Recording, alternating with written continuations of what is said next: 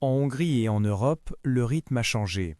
La confirmation est venue hier avec la décision de Budapest de débloquer 90 milliards d'euros de crédit pour l'Ukraine dès que le pétrole recommencera à couler à travers l'oléoduc Druzhba, écrit la Republika.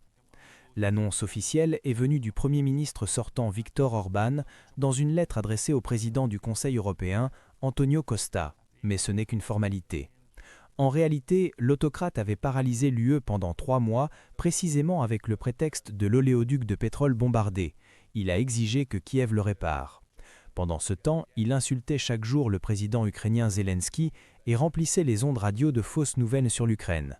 Un jour après que son rival, Peter Magyar, a remporté les élections, le président ukrainien, visiblement soulagé, a annoncé qu'il rétablirait l'oléoduc Druzhba.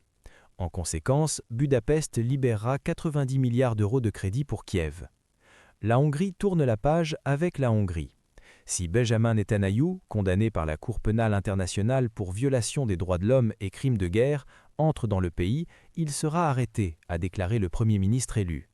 J'ai clairement indiqué que la Hongrie entend rester membre de la Cour pénale internationale, a-t-il dit.